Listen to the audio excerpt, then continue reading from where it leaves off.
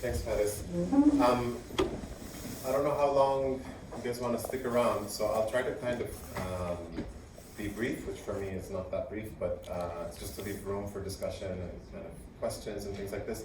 But if you have any pressing questions while I'm speaking, feel free to interject. What I want to do is kind of just give you a framework for understanding the news and for understanding what's been happening in Palestine over the past kind of 130, 140 years. Because oftentimes what we end up with is that people approach Palestine almost like they approach football, right? Like you grow up in a particular community and so you by default are pro-Palestinian or pro-Israeli or something like this, right? And so there's a shocking lack of awareness, even in the Arab and Muslim world, about what's been going on in Palestine. And that's become more and more dangerous now as we have Arab and Islamic regimes kind of normalizing relations with the state of Israel and saying, you know, what, it's none of our business. This has nothing to do with us, so why should we care, right? It's just the Palestinians' problem. And we're in this very strange situation where people, even in the West, are more knowledgeable about what's happening in Palestine than people in the Arab and Muslim world. I don't know if you've kind of found this. Another thing that makes it important kind of to understand the earlier history and some of the frameworks for understanding what's going on is that in the UK for the past 3 to 5 years, this issue of anti-Semitism has been used to batter the British left, right? The Labour Party in particular has come under severe attack on the basis that it's kind of harboring anti-Semitism, which is historically and presently still very much a right-wing phenomenon, right? Anti-Semitism is very much alive and kicking, and with the rise in fascism around the world, it's actually more and more a dangerous issue, and it's something that people need to be educated about. And yet the way that it's used is it's used as a political stick rather than actually educating people about what anti-Semitism is and why it's so pernicious and needs to be eradicated. And sort of my entryway for talking about this is to understand this word that's also sort of become, you know, there's certain parts of the country now where the Labour Party has banned the use of this word, or wants to ban the use of the word Zionism, which is kind of ridiculous, right? It's like banning, it's just a concept, and it's a historical movement, and it's something that we need to understand what this word means, and what is the history of this movement. So the story of what's happened with Palestine in the past century actually begins with rampant anti-Semitism in Europe, right? So anti-Semitism is not just the Holocaust. This is a longer history of scapegoating Jewish communities who are effectively immigrants and refugee communities in different parts of Europe, right? And so you have, even if you go back to like the Great Plague, for example, the Black Death, you have villages in Europe where the Jewish community was blamed for what was befalling the village and then rounded up in the village square and burned alive or massacred, right? This is a long history in Europe that culminates in the Nazi Holocaust and the Shoah. And so, for many of you are probably experienced kind of living life as part of an immigrant community. I know I have. And one thing that first generation immigrants, the parents' generation, will often say, and I've heard my parents say this to me, is try to hide the fact that you're different so you can blend in, right? Try not to stand out. So with Jewish communities in Europe, you have this, and it becomes this word, assimilationism. And for a younger generation of Jews in the late 19th century, it becomes actually like the reason why our parents aren't able to deliver a dignified life for us, right? It becomes, to say that we should assimilate becomes something we need to react against. And so you have this younger generation of Jewish Europeans who start to say, okay, trying to just assimilate and hide ourselves and pretend to be regular Germans and French and Brits and whatnot isn't going to cut it anymore. We need to do something to combat anti-Semitism. And this takes different forms, right? One of these forms is revolutionary, right? So you'll find a disproportionate number of Jewish activists and intellectuals and leaders who join into communist, socialist, anarchist movements and say, look, it's not about just anti-Semitism. These same regimes, these same societies oppress women, they oppress workers, they're imperialist regimes. Fundamental change isn't going to come about just by kind of pushing back on anti-Semitism. The whole thing needs to change, right? And so you get these people like Karl Marx and Leon Trotsky, right? People who grew up in rabbinical families, who become leaders of movements that are saying, if we're going to combat anti-Semitism, it's not just about anti-Semitism. These whole regimes need to be changed. The whole way of life, the whole structure of society needs to change. You have another response, which is similar kind of to the Black is Beautiful movement in the United States in the 1970s. And it's a response that says, look, yeah, I'm Jewish. You're wrong for thinking that me being Jewish is a problem or something that makes you hate me. I want to be able to be Jewish and proud, right? It's the opposite reaction to assimilationism, which is like hide yourself. This is, I want to declare my Jewishness and I want to have a Jewish renaissance in Europe, right? And this, actually the first time the word Zionism, where it's coined, is actually in a student journal. It's a student activist journal called Self-Emancipation. It's a journal that was in the German language by a guy called Nathan Birnbaum. And this was the whole argument, was we need to stand up and say, yes, we're Jewish, and we're proud of being Jewish, and screw you if you don't like it, right? That's effectively the kind of spirit that Zionism started off with. Now you have another strand that emerges later, sort of in the 1890s of Zionism, and starts to call itself Zionism as well, and now we call it political Zionism, and it's sort of the figurehead of that movement is the man who's in this picture, a guy called Theodor Herzl, and he's kind of considered the father of political Zionism. And remember, these are mostly secular folk. This isn't about being religiously Jewish, and has everything to do with the fact that there's a feeling that the promise of the French Revolution that said, okay, we're all equal before the law, we're all equal before the state, that there's a failure on behalf of European states to deliver on that equality, right? And this comes out really heavily in the late century when a French Jewish military captain called Dreyfus is wrongfully accused of betraying France, is tried in effectively a sham trial, and found guilty and sentenced to death. And so Herzl actually was a journalist. Herzl probably went to synagogue like a handful of times his whole life, right? His Jewishness was not a religious thing, it was a community identity. And he was assigned as a journalist to go cover the Dreyfus thing, and it radicalized him. Him and many other Jewish Europeans who said, look, this promise of equality that Europe dangled in front of us turned out to be a complete lie. Kind of like with Muslim communities in the UK today, right? Who we come into this country and we're told equality, equality, equality, or in the United States even more so, equality, equality, equality, and then when push comes to shove, we're racially profiled, we're taken aside in the airports, and we're mistreated, right? So a lot of parallels in this, right? Of a minority community that's effectively a migrant or refugee community that's come to this place to seek asylum and safety and is now scapegoated. But what's interesting with what Herzl and the people around Herzl began to think of as Zionism is it was radically different. It was no longer about trying to be proud and Jewish and remain where you are and change society. It takes these other strands of thinking that are very much 19th century strands of thinking, new ideas. The first of them is very, very important, and it's the idea of nationalism, right? Some of us maybe think of nationalism as something that's existed since time immemorial. Nationalism is actually a very modern phenomenon.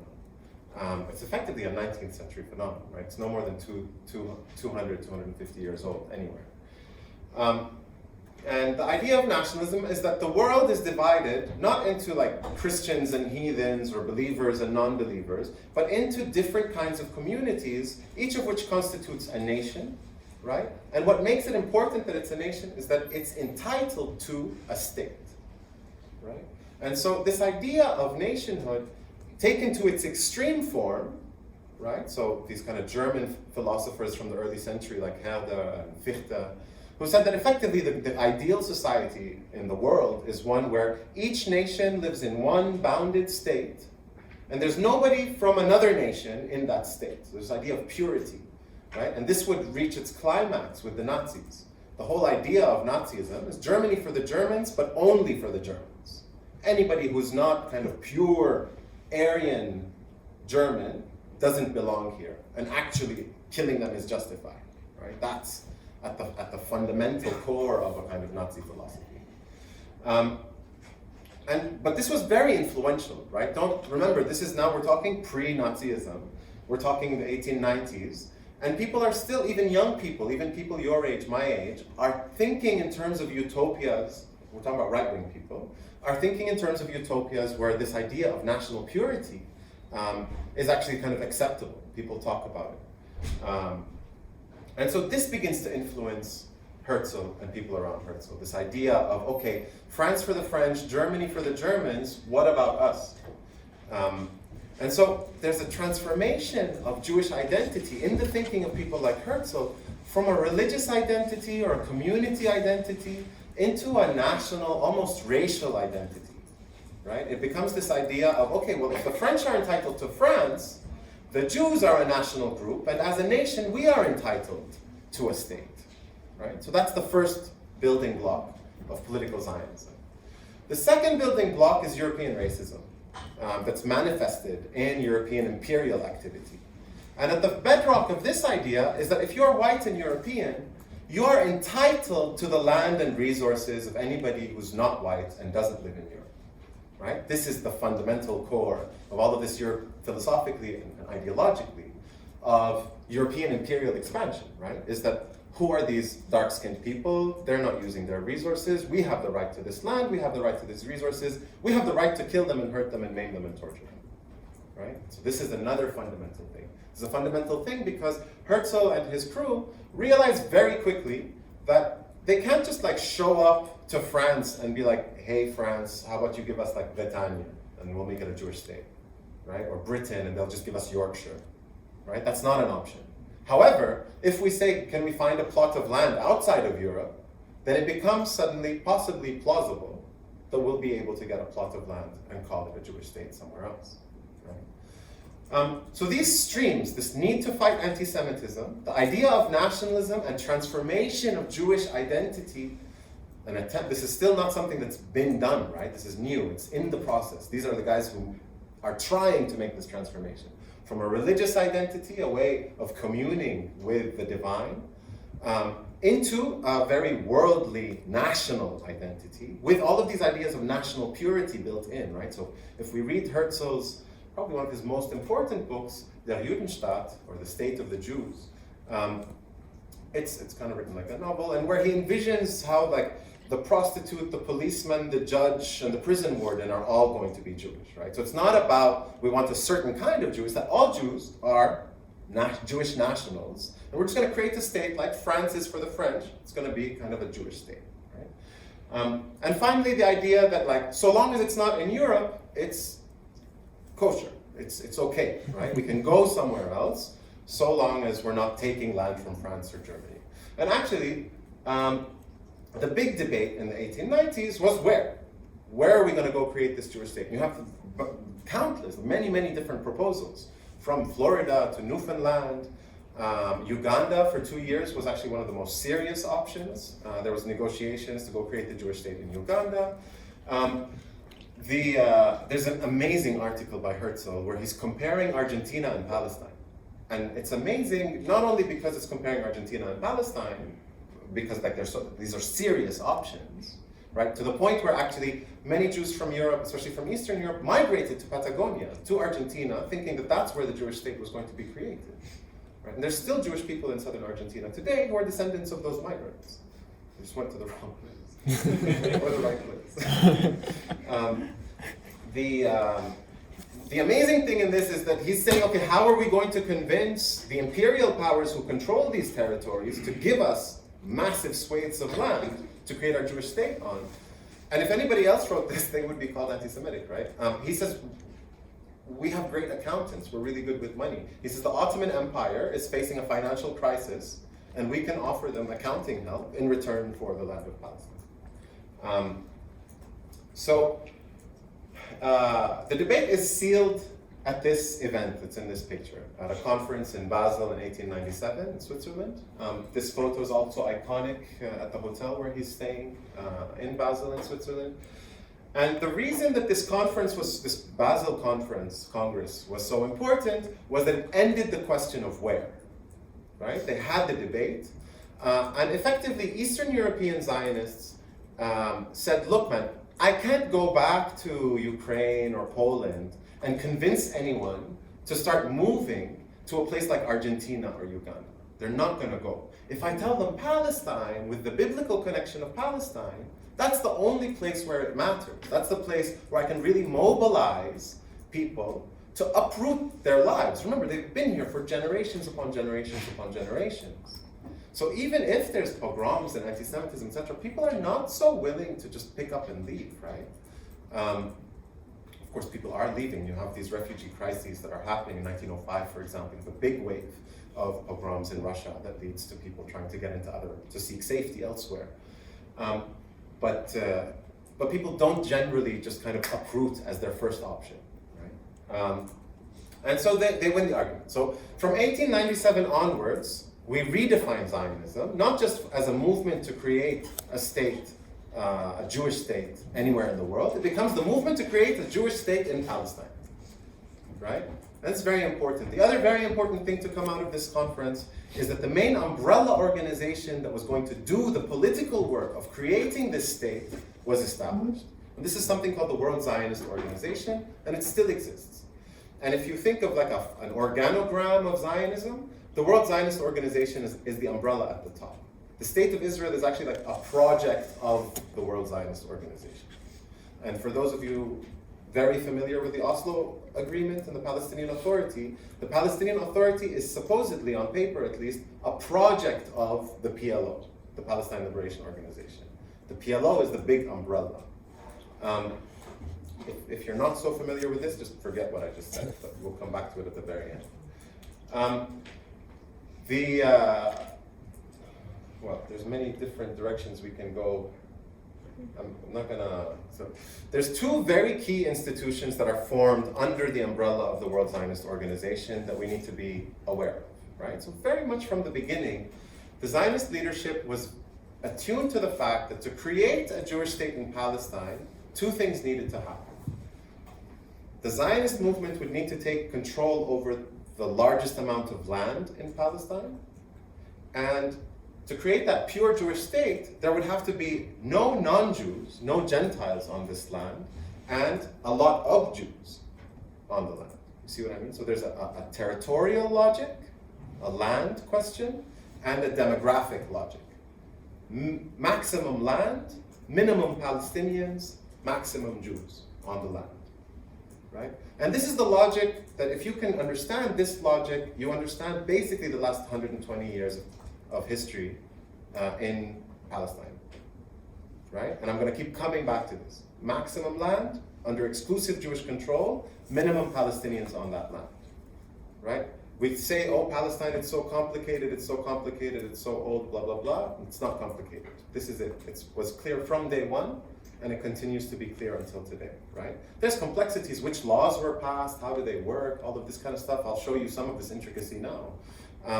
But effectively, if you're going to take anything home with you tonight, it's that this is the kind of maxim that will help you understand the logic of what's been happening in Palestine for over a century. In 1902 or 1903, a very important institution was formed under the World Zionist Organization. In Hebrew, it's called the Keren Kayemet Israel. The English translation was Jewish National Fund, right? So not the Israeli National Fund, but the Jewish National Fund. In Hebrew, it's called the Israeli National Fund. It was established here in London. As a result, we actually have the bylaws in the Jewish National Fund's charter that are still on there, right? The first really crucial clause is any piece of territory that comes under the control of the Jewish National Fund is held in the name of the Jewish people in perpetuity, right? So the legal owner of anything the Jewish National Fund controls is this amorphous thing called the Jewish people, right? And in perpetuity means forever, which means the Jewish National Fund can't sell land. Anything that comes under their control remains under their control. At most, what they can do is swap some land for another bit of land, but there's no getting rid of land, right? So that's important. Even more important is another bylaw that says any piece of land that comes under Jewish National Fund control is to be used exclusively for Jewish settlement and for exclusive Jewish settlement. right? So this is crucial. It's going to be crucial after we get to 1948 and what happens with the Jewish National Fund after 1948. For those of you, does anybody know what the blue box is, what it signifies? So if you grew up in a Jewish community in North America or in Europe, up until today, but definitely throughout the 20th century, the little blue box would be something that you would find in many Jewish-owned shops who were supporting the Zionist cause, right? And it's basically a piggy bank, and you put money in it, and you're supporting the Jewish National Fund's work. But this would be the way that you would contribute to the Zionist effort. I'll give you a little bit of a spoiler. After 1948, the Jewish National Fund rebrands itself as an environmentalist organization. So now you're planting a tree, like is the idea. Is plant a tree in Israel, is the notion of giving money to the Jewish National Fund. Okay? How do we say this? Between its establishment in 1902 and the War of Conquest in 1948, the Jewish National Fund goes about trying to acquire land in Palestine, mostly by trying to buy it, right? Very quickly, Palestinian farmers realize, and remember, Palestine is a crossroads historically, right? There is an old Jewish community in Palestine, Arabic speaking, some Yiddish speaking, some Ladino speaking, with a vibrant press. If you look at the press actually from the Jewish community in Palestine, most of it is either heavily anti-Zionist or kind of like Zionist neutral, like we're not Zionist, but we're not going to kind of hate on them because let's see what happens. But for the most part, these European Jews who come are not immediately part of the local Jewish community that's been there and has been neighbors. My great-grandmother, for example, her babysitter was a Jewish Palestinian, right? So she grew up speaking Ladino. So this is very common, and I've done a lot of oral history with the older generation of Palestinians who remember the 20s and 30s, and all the stories are stories of being neighbors, buying from each other. You have these old traditions where people would kind of, for a big Jewish festival that happened every year in Jerusalem, the Muslims would all leave their houses so that the Jewish for the celebrations, the Jewish community could come and stay in those houses. So you have all of these kind of intercommunal friendship stories, which aren't even, and remember, when we're positing these communities as separate, in general, people would remember them as much less separate than we think of them now, right? Much less hardened borders between Jewish and Christian and Muslim and this kind of thing. The main point I wanted to bring across is that the Jewish National Fund actually fails miserably, right? They're only able to acquire 6.7% of the land by 1947. And most of this stuff that's acquired here and in the coastline, is actually not acquired from Palestinian farmers. It's acquired from absentee landlords living in Beirut and Damascus. This is a longer story in Q&A if you want to ask me about it. I'm happy to talk more about it. But who, during the Ottoman land reforms in the 1850s, they managed to register a lot of this land under their own names. And so the Jewish National Fund found out about this and headed there. Has anybody been to Beirut? Anybody been to the Sursuk Museum and the Sursuk Palace? So the Sursuk family, that massive palatial stuff, that was all paid for with money from the Jewish National Fund's land purchases, right? So the Sursuk sold a big part of Majd ibn Amr, or what's called the Jizreel Plain, or the Jizreel Valley. And actually, this is how in the 1920s and 30s, a lot of the Palestinian peasant resistance begins because people are farming the land that they just assume is their land because it's been farmed by their family for generations. And then all of a sudden, the British police come in and say, the Jewish National Fund has a title to your land, you're no longer allowed to be here. Right? So you have these peasants who are forcibly removed by the British police for the Jewish National Fund from their land, and this becomes the hardcore of the people who would start the uprising in 1936, the Great Arab Revolt, as it's called in the English literature, which lasts from 1936 to 1939. Anyway, just to say that, and then also we have like the diaries of some of the Jewish National Fund agents. So there's a guy called Nahmani, who was responsible for acquiring land in and around the Lake Tiberias area. And so we have like kind of the playbook. So they would do things like find outcasts in villages give them money to buy on behalf of the Jewish National Fund, but not say that they're doing it on behalf of the Jewish National Fund. And then they would just transfer the land over to the JNF. And then all of a sudden now the JNF has a big chunk of the territory in your village. So the Jewish National Fund also did something very important for what would happen in 1947 and 1948, which was they kept very detailed files on every village.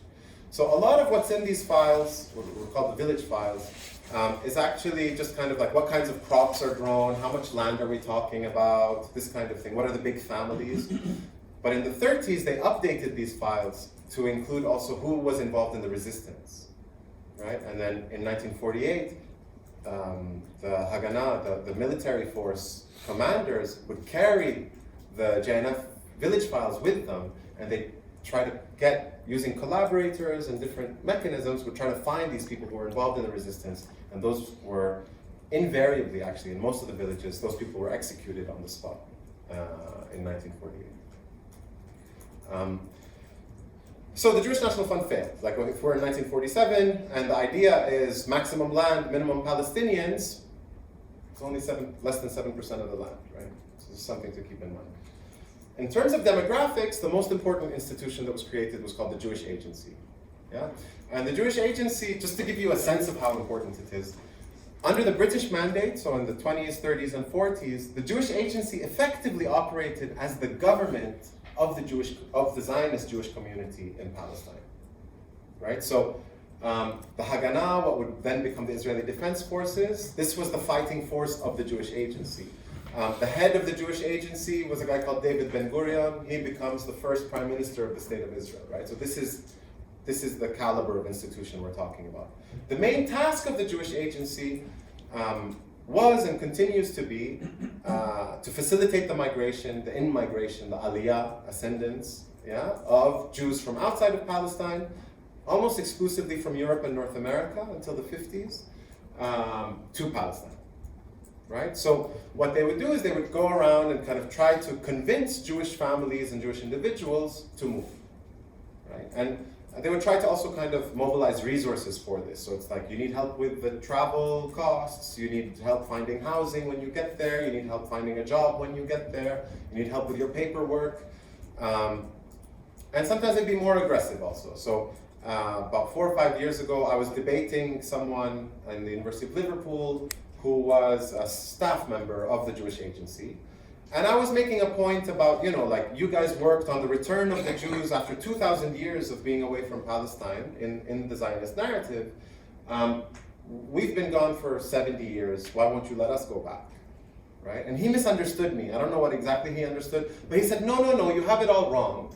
The Jewish Agency, since 1994, the Jewish Agency does not go around telling people they are bad Jews if they don't move to Palestine, if they don't make Aliyah to Israel.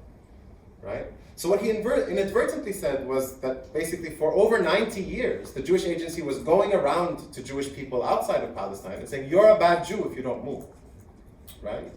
And we have stories of this, by the way, like especially, for example, the Jewish waves of migration from Tunisia and Morocco. The older generation now, especially after the Lebanon War in the 80s, are coming out and saying, yeah, we were tricked, we were lied to, right? We were promised all kinds of things. In the end, when we got here, they stuck us in these border villages and we're like an underclass within Jewish Israeli society. And more we're getting these stories out, right? And more you actually have these kind of Jewish communities of Arab origin trying to reconnect with that, right? So just in case you're not clear with what I'm saying, we have very heavy documentation that the Zionist movement in its early years was a white supremacist movement, right? The best book on this is written by an Argentinian Israeli. His name is Gabriel Peterberg, and it's a book called The Returns of Zionism, if you're interested in this angle, the kind of white supremacist angle of the history of Zionism. But even without that, what you have is that the kind of hegemonic culture that's considered the official culture in Israel is European Jewish culture. So even the pronunciation of the words, etc. The Sephardic, Mizrahi, Eastern Jews are denigrated. Their culture is put down. while European Jewish culture is kind of elevated, even ways of speech, ways of dress, etc. And so these migrants who came from Africa, Asia, the Arab world, were usually treated as underclass citizens. And this actually resulted in a very big social movement of Mizrahi Jews in the 70s and 80s in the beginning there was a movement called the Black Panther movement, which tried to be a bit more radical and say, no, you need to change. By the late 70s, this transforms into a very radical right-wing movement called Shas, which is, their chief rabbi, Abadia Yusuf, said all the Muslims and Arabs in the world aren't worth one Jewish fingernail, right? So that kind of attitude. So to say we're even more Zionist than you Europeans, right? That became the new attitude, to bring Mizrahi Jews into a kind of to combat that kind of racism against non-white Jews. But even with all of the work of the Jewish Agency, by the end of the 1920s, the British census has no more than 60 to 80,000 Jews in Palestine, European Jews, right? So very tiny number. So all of these first Aliyah, second Aliyah, the first Aliyah, the first big migration from Russia, most of those migrants actually left, right? The second Aliyah, the third Aliyah, these are small numbers compared to the population of the country. What changes all of this is that the Nazis come to power in Germany, right? Like if you're going to pick one event that changes the story and brings about the success of Zionism, it's that after 1932, it becomes patently unsafe to be a Jewish person in Germany and in many other parts of Europe, right? You may lose your life. And as those years progress, very likely you will be rounded up and sent to a concentration camp, right? So you need to get out of there. Combine this with the fact, so where do you think most Jewish refugees were trying to go? US. US, Canada, Scandinavia, Britain, Switzerland. All of these countries closed their borders to Jewish refugees, right? Exactly like what happened with Iraq and Syria more recently. All of these countries say, we're not taking Jewish refugees, right? It's written by a Zionist historian, but the person who's written the best book about how Canadian policy banned Jewish refugees, the name of the book is None is Too Many. Yeah? No Jews is still too many Jews to allow into the country, right?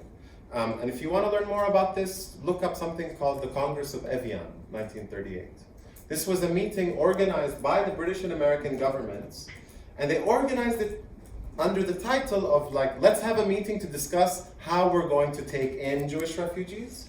But very clearly, you'll see it in the Wikipedia entry even, this is just a basic fact about this conference, is that the main objective of Britain and the United States in this was to ensure that they didn't have to take any Jewish refugees, right? And basically what they did was they set quotas. Okay, we'll take 15 families, we'll take 100 families, we'll take 1,000 people. That was kind of how it did. So if you're a Jewish refugee and you and your family are trying to find safety from the Nazis, in the build-up to World War II, you had no options of anywhere to go. You could go, I think, to Haiti or the Dominican Republic, maybe Argentina. But if you teamed up with the Jewish Agency, you could try to smuggle yourself into Palestine. Right? And that was what changed the game. So remember, I said about 60 to 80,000 Jews in Palestine in 1930. By 1947, we're talking about 608,000. Right? So over 500,000 Jewish refugees come to Palestine. And remember, the vast majority of these people aren't coming as Zionists. They're not coming for ideological reasons. They're coming because if they don't leave Europe, they're going to face a nightmare. Right? And anywhere else that they want to go has banned it. Right? Everybody gets all high and mighty with us about anti-Semitism, when it's these families who, because of anti-Semitism, couldn't get refuge anywhere else in the world that they were initially trying to get to. But even with this, right, it takes the biggest cataclysm of the 20th century to bring those numbers up, right? For Ben Gurion to be happy that he's going to get a Jewish community in Palestine, because it was a dismal failure by the end of the 1920s, and it looked like they were going to have to abort the mission. But even with that, we're still talking about over 1.2 million non-Jewish Palestinians on the territory that's supposed to become the Jewish state. So remember, less than 7% of the land and less than 1/3 of the population Zionism had failed miserably in terms of that idea of a pure nation state. And remember, there was no moment where Herzl or Ben-Gurion or any of these leaders of the Zionist movement said, okay, we'll settle for a non-pure Jewish state and we'll just come here and live with our non-Jewish neighbors, just like Jewish Palestinians were living with their non-Jewish neighbors, right? There wasn't an instance of this. It was, we're going to come here and we're going to take the country. And so how do you deal? Let's say we're the Zionist leadership, I'm Ben-Gurion, it's 1947, and we're like, okay guys, we failed. We don't have any more than 6.7% of the territory. We're less than a third of the population. How are we going to create the Jewish state that Herzl envisioned? Right? One option is kill off all the Palestinians, right? Not practical. Also, in terms of 1940s, it's not a good look. The idea was expel the largest number of Palestinians, right? Systematically expel the largest number of Palestinians. And this is actually part of a military plan that was first put in place by the Haganah in the 1930s to deal with the Palestinian uprising, with the Great Revolt. This plan is revised 3 times. So by the time we hit 1947, it's in its 4th version. So plan A, B, C, D. In Hebrew, D is Dalet. This is known as Plan Dalet. And Plan Dalet is a plan that's under the banner of what do we do if Arab states are going to invade us, right? And the answer is, first of all, we need to clear out all of the Palestinian populations from the border areas, because these guys could start collaborating with Arab armies. And then we need to ensure the geographical contiguity of Jewish communities in Palestine, which means that if your village sits between a Jewish moshav and a Jewish kibbutz, right? If it sits between 2 Jewish communities, it needs to be wiped out so that these Jewish communities can communicate with one another. And then phase 3 is wipe out everybody else, right? Forcibly expel everybody else. So for those of you who are in humanities, this is like a high modern, like a highly scientific approach to ethnic cleansing, right? Which is, which steps do we need to do, village by village? We have these village files that the Jewish National Fund has prepared for us, and there's our action plan, right? And this is indeed what gets implemented, beginning in November 19th, right after the partition plan. UN General Assembly Resolution 181 is issued. This is taken by the Zionist leadership. Do you all know about the partition plan? Yes. In 1947, the General Assembly sends a commission of inquiry to Palestine. At the time, it was like all the rage to partition. It's like, oh, these 2 communities are fighting? Separate them, as if they're children in a playground, right? And so we have these great examples of South Asia, right? India, Pakistan, Bangladesh, right? Massacres, hundreds of thousands killed. Cyprus, still fighting until today. Palestine, partition, right? So we don't do partition anymore. Although they brought it back with Yugoslavia. But this like really ridiculous type of way of conflict resolution, which is partition, the Zionist leadership took it as, okay, now we have international sanction to create a Jewish state, right? And so as soon as this happened, the Zionist militias begin to attack Palestinian villages. The first village that's attacked is attacked in November 1947. It's a village of Senamin. It was about 5 kilometers out of the city of Jaffa. Now it's completely subsumed under the metropolis that is Tel Aviv. I don't even think many of the buildings survive. And then it begins in earnest in 1948, the actual implementation of Plan Dalet. So there's a huge, like often repeated myth that the refugees were the product of a war. And the war happened because Arab armies invaded this new Jewish state of Israel. And so Israel fought back, there was a war, and the refugees left. The fact of the matter is that half the refugees were expelled before May 1948, right? Because Plan Dalet was already in place. They'd already begun the systematic expulsion of the villagers from the villages. So you have over 360,000 Palestinians were expelled from their villages long before any Arab armies even came close to the border, right? This is the UN partition plan. I'm not gonna. The tactics that were used by the Haganah, and also with the support of the Stern Gang and the Irgun, were actually kind of, they brought it down to a T. Like it was kind of a perfected system. The military would surround the village from 3 sides, and leave one side open in the direction of the closest border. Remember, this is not about killing the largest number of people. It's about expelling the largest number of people, right? And it's built into even some of the names of the operations. Like in the north, it was called Operation Matate. Matate means broom, right? We're sweeping out the Gentiles, the indigenous population. So the army surrounds from three sides, leaves one side open in the direction of the closest border, and then you have mortar bombardment. In the summer of 1948, the Haganah acquires an air force. And so aerial bombardment is used in this kind of initial phase. That is supposed to result in the largest number of people leaving. Then the ground forces come into the village, round up everyone who remains in the village, separate the men from the women and children. The women and children are sent running in the direction of the closest border, oftentimes with people shooting behind them. That's how my grandmother got expelled from Jaffa. Her brother got shot in the thigh while they were on the pickup truck fleeing. And then the men, remember I said that the names of people who were involved in the resistance were on the village files. The men, anybody involved in the resistance would be taken up and shot. And then the rest of the men, in some cases, some are kept as prisoners of war. This is an under-researched area of this, why that happened, etc. Most of those end up in Iraq for some reason as well. And then the rest of the men are sent in the direction of the closest border, right? Most of the Palestinians who died, 13,000 Palestinians killed in the 1948, from 47 to 49, were not killed with gunfire. They were killed from the journey, right? They were killed because it was one of the coldest winters. There was nothing, like people had to use whatever they could find to keep warm, to feed themselves, etc. They had to use the charity of others. And they're walking mostly on foot to cross a border to find safety, right? So you have, the most conservative estimate is 750,000 refugees. This is based on who registered as a refugee with the Red Cross at the time, or later with UNRWA, with the United Nations Relief and Works Agency. Many families did not register. My family, for example, my great-grandfather, he didn't register with UNRWA. He said, I don't want to take charity. Who are these charity people? I'm not a refugee, I'm just a person. And one day we're going to go back, I don't need to register with anything. And this was the case with many people. People's pride prevented them from registering. There's many other reasons why people didn't register. So this is a very conservative estimate. You'll have other estimates that go up to 900,000. Right?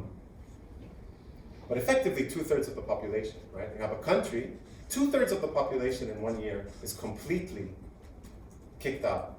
Let's assume that we accept the Zionist argument that it was a war, and in war shit happens, and people flee, right? The war ended. Why aren't they allowed back, right? In any other case, this would be the argument, right? There's no, like in the situation in Iraq or Syria or Yugoslavia, etc. You have the war, people flee, and then when the war ends, everyone has a right to go home, right? In this case, why weren't the Palestinians allowed to go home? And the reason was they're not Jewish, right? So Israel is the only country in the world that defines its citizenship extraterritorially. What that means is, if one of you today who doesn't know that they're Jewish, you go home tonight and you find out that your mother or your mother's mother was Jewish, you can take that information to the Jewish agency. They'll give you a list of the rabbis that are kind of certified with the Jewish agency. You go and effectively get your Jewishness certified because you have a matrilineal line. And it turns out you've been a national of the state of Israel your whole life. You just haven't known it, right? And so you can take that piece of paper and you've already been a national, right? It's just an administrative procedure now to become a citizen. And you can vote in the coming election. You can go on unemployment insurance tomorrow. I can show documentation of my family being in Palestine for about 1,000 years. I'm not allowed to go. Right? And that's the case of most of the Palestinian refugees in this room. Right? No need to belabor. After the military finished wiping out all of the inhabitants of the village by kicking them out, another smaller military unit usually followed. These were the sappers. So these guys would show up with dynamite or explosives. They would go around to the houses. Anything that looked valuable was loaded up onto trucks.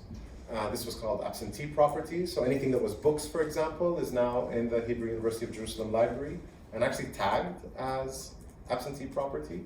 But all of the valuables were taken, loaded up on the trucks, and then the houses were blown up, right? 530 plus villages and towns that were eradicated in this way.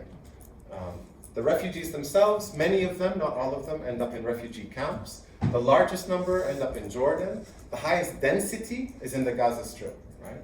So you can kind of see it, even though it's an older map, the ratios are effectively the same. Today, the Gaza Strip has about 2 to 2.5 million people living in it. 2/3 of them are refugees, right?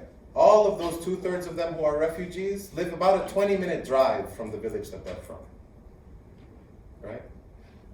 What I mean is, if we have enough buses, we can solve the problem of Gaza in 20 minutes, right? They can all go home.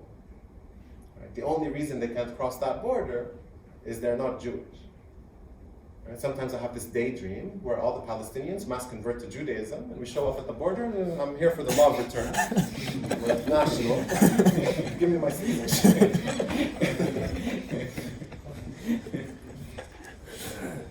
So initially, I mean, this is kind of the image you think of when you think refugee camp, right? But a lot of people don't realize that this is what that same refugee camp looks like now. This is the largest refugee camp in Jordan. This is the Baqa refugee camp. I remember the Baqa refugee camp as a place where we would drive through to get to the north from Amman. And you would know you're in Baqa because it smells literally like feces, because the sewage plant that the Jordanian regime had designated Baqa refugee camp as the place to clean all of Amman's sewage. Right? So our problem is definitely not only Zionism.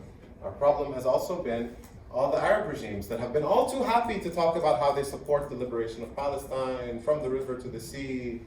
We will fight until the last Palestinian.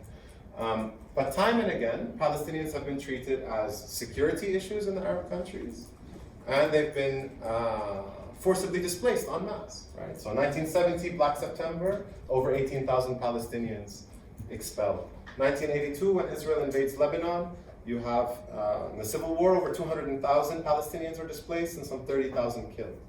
1991, you have over 350,000 Palestinians expelled just from Kuwait, right? Under the pretext that Yasser Arafat was supporting Saddam Hussein, right?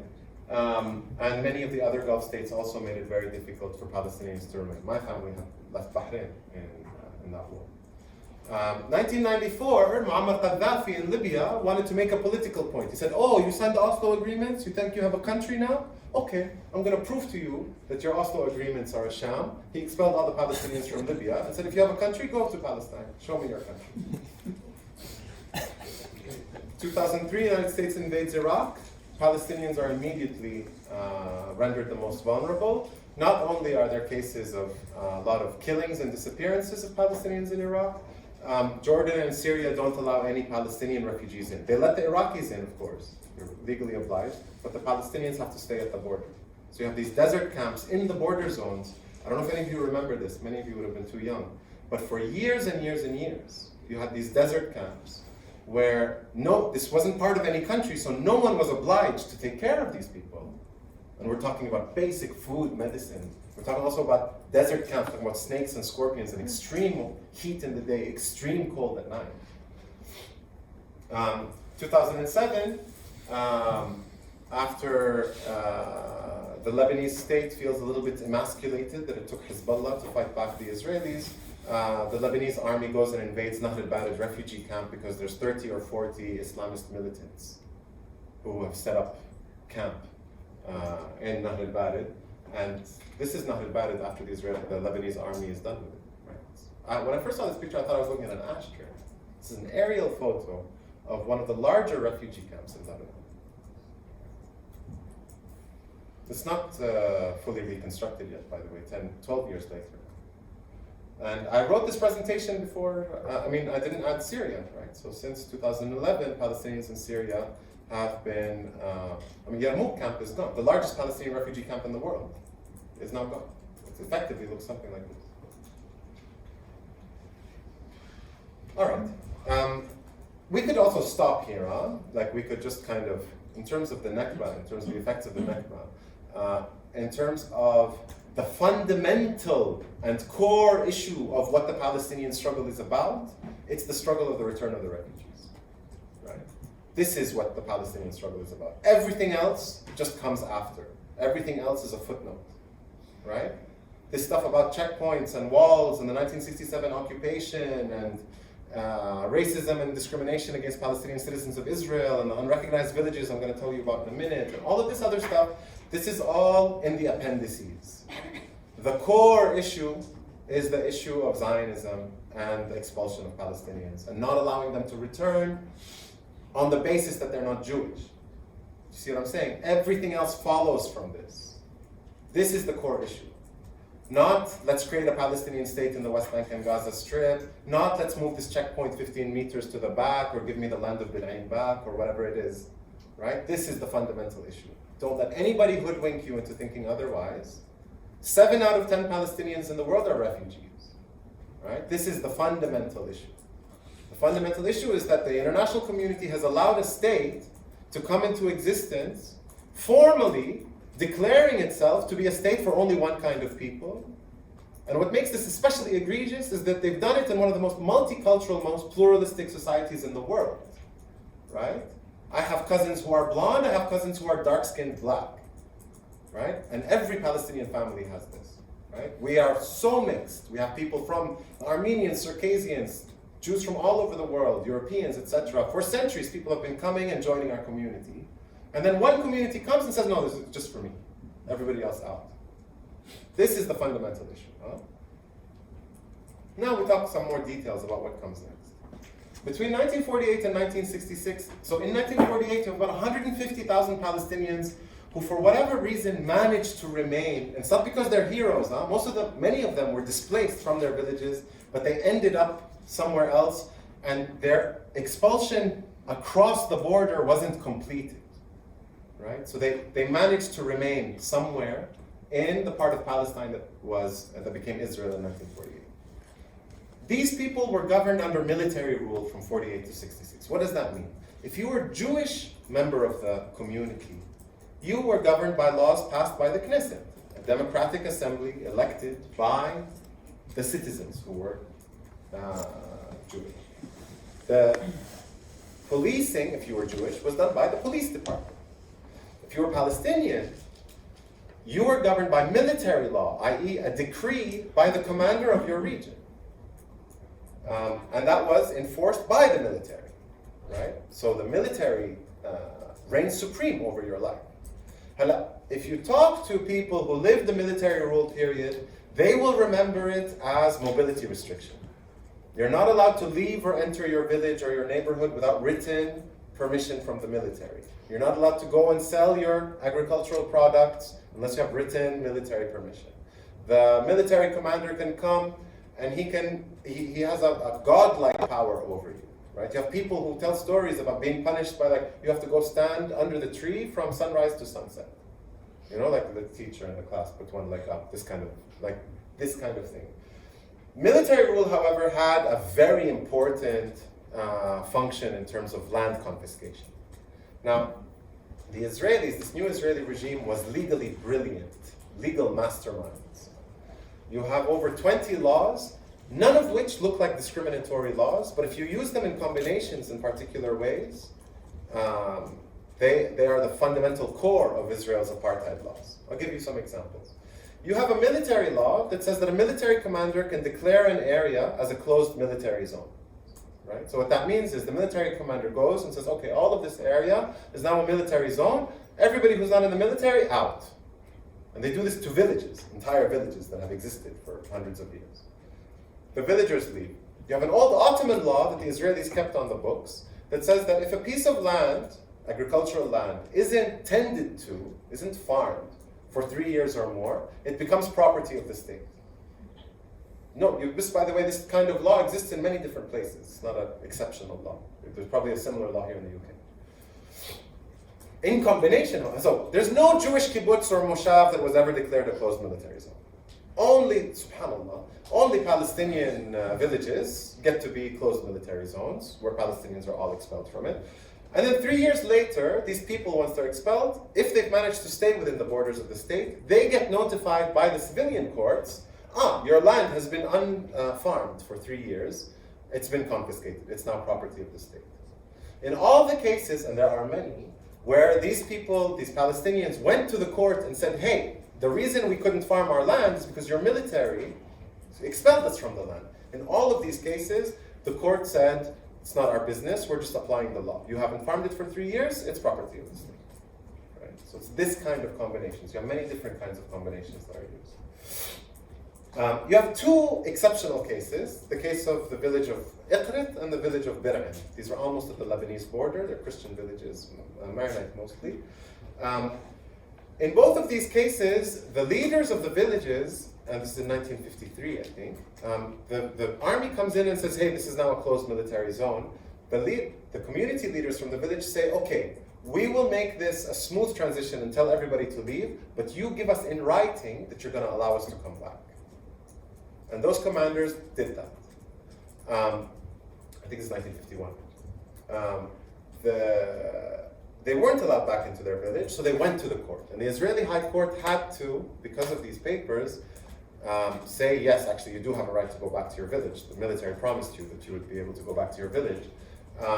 And then within weeks or months, the Israeli Air Force bombed those villages out of existence. Right?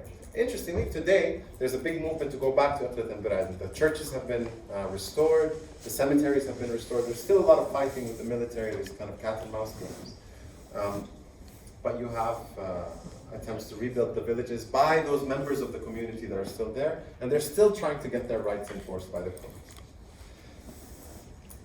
Okay, I've been talking for a long time. I want to give you like one case study that I think is A, forgotten. People don't talk about this half of the country.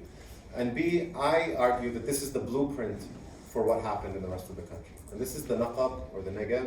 This is the southern half of Palestine. So to get oriented, that's the Mediterranean Sea and the Gaza Strip in the top left. It's the West Bank in the top right. So this is kind of that. And many maps actually, they even cut out this part. Have any of you seen the maps of Palestine? They kind of just like start here and to the north, right? They just leave this. So according to the British census, before 1948, you had about 105 to 115,000 Palestinians. Less than 1% of the community in this area was Jewish. And mostly we're talking about Bedouin communities who farm when it rains, because it's actually fertile land, it's just not enough rainfall. And otherwise they're shepherds. So especially these goats are kind of the bedrock of economic life, supplemented by this agriculture. Between 1948 and 1951-52, the Israeli military forcibly expels over 90,000 people from this area. You have about 15,000 who managed to remain, and they all get, that 15,000 all get corralled and crowded into this area that's in the dotted line, that the Palestinians who live here call Mantaqat al-Siyaj, the fenced area, right? So under the military rule period, you needed military permission to move between the villages and definitely to leave this area or to come back into this area. So this village that I want to show you is right here. It's called Wadi Naam. And this is the industrial zone that I'm going to talk about. So just 2-3 kilometers away. So what's interesting about these, well, let me actually tell a little bit more of the story. In 1965, Israel passes one of its greatest laws.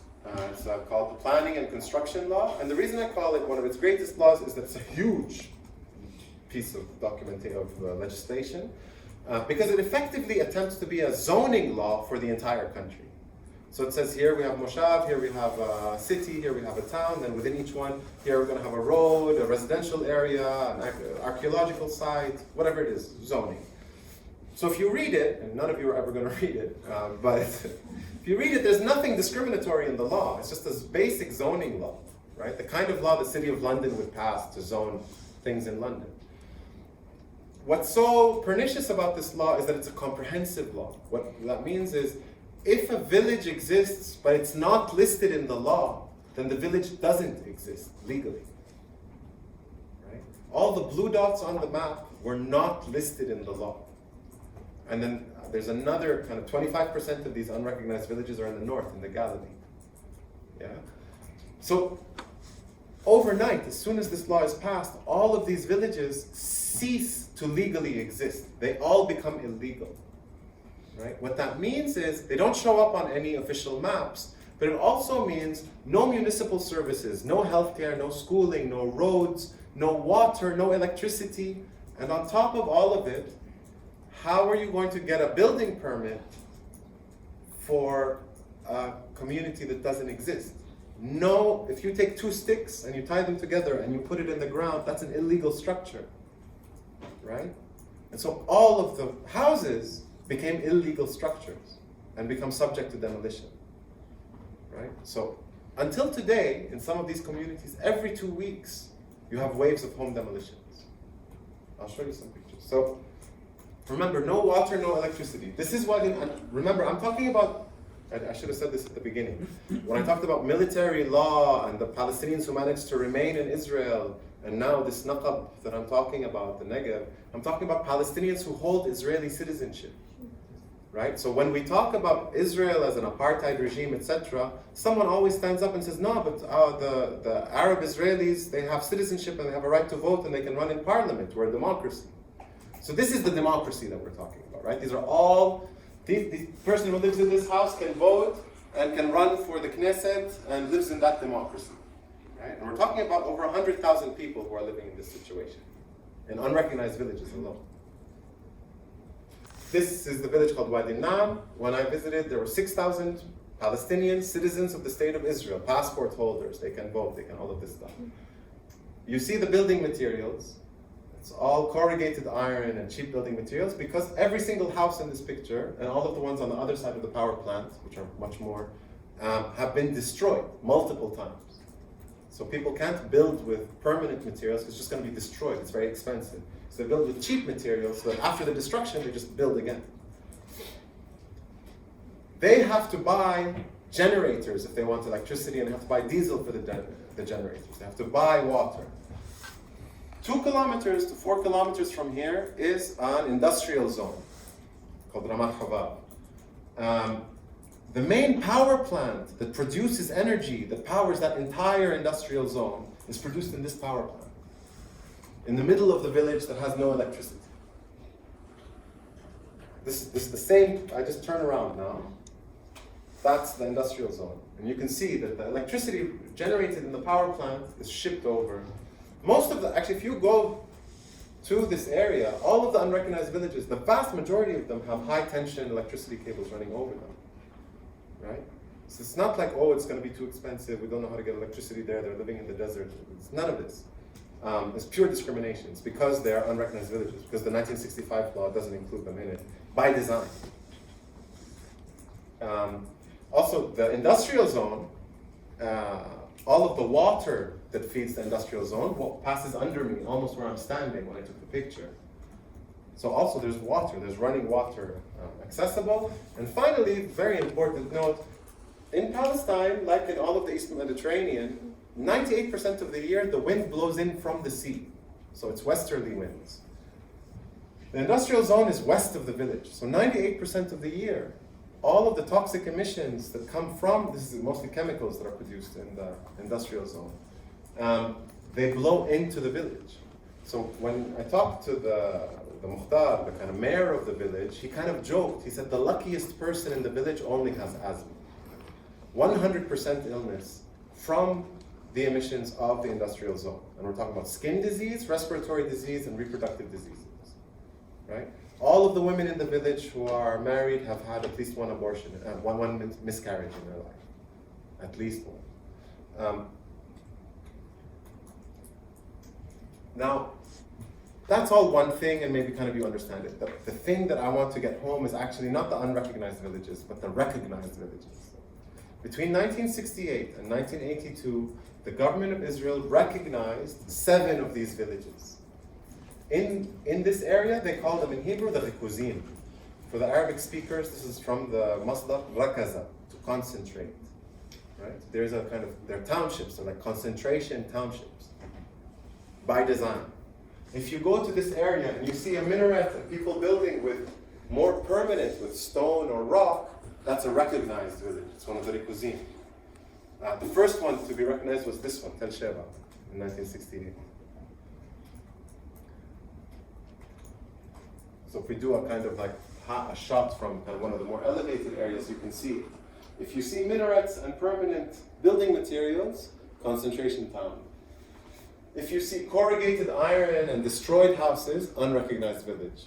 And if you see trees, what do you think that tells you? Water, which means Israelis, right? So Jewish Israeli settlers, right?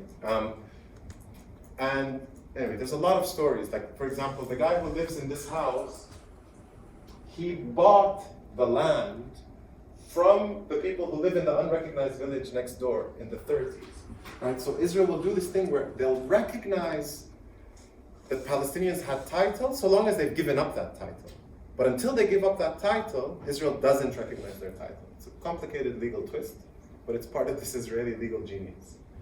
Kafka would have a field day.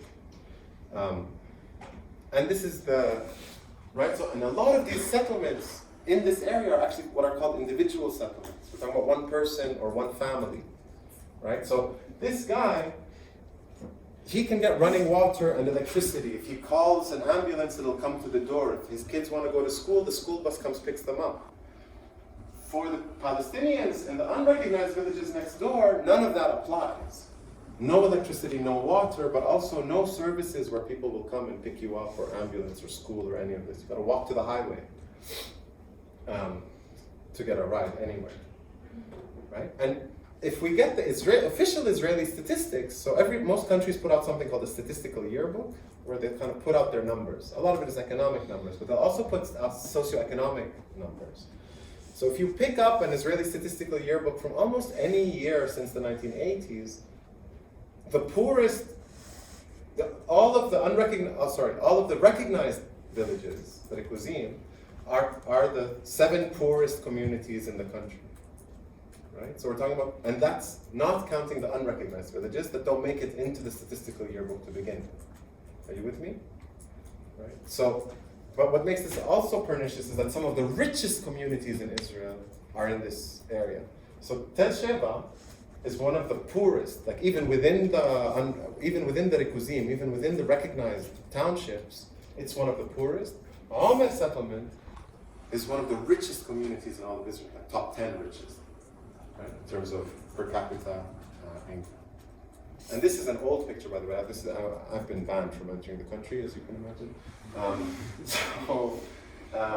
So this, it was already in the process of expanding when I was there. So I wouldn't be shocked if you went today, Ahmed's already here. This is a zoom in of that again, just so you get a sense again of what we're talking about. The blue dots are the unrecognized villages. If you live in an unrecognized village, you're basically either, no water, no electricity, and your house is being destroyed every few weeks. The green blobs are the Rikuzim, are the recognized towns. The triangles are the settlements. And then the big kind of orangish, peachish ones, the color's not so good on here, but these are cities. So that's Beersheba, Beer-7, right? And then Harad, and then Dimona, where the famous kind of nuclear reactor is in this area. All right, I'm not gonna, I think I've spoken enough. I just want to just sort of tell you why this is the blueprint, right? So it's this model of, it's not about expelling all the Palestinians anymore. It's about concentrating the Palestinians. So if you either live in a place where you're allowed to live, like the Rikuzim, like the concentration towns, right? And here you can build, you will have water and electricity that you pay for, right? Nobody's gonna come destroy your house, most likely. But you're gonna live in one of the poorest areas in the country, right?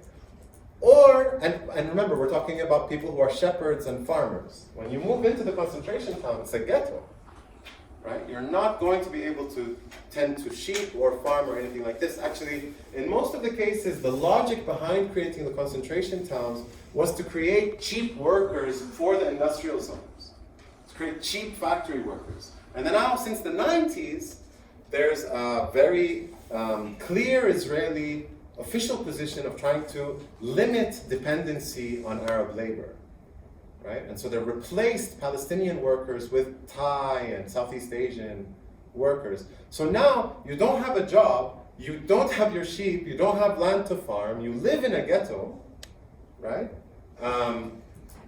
Or you try to maintain your way of life as a shepherd and a farmer when the rain comes, etc., but you have to face not having water, electricity, and regular home demolitions, right? And this is exactly what's been replicated throughout the country, right? The laws will change, like the pretext will change, but the logic is identical, right?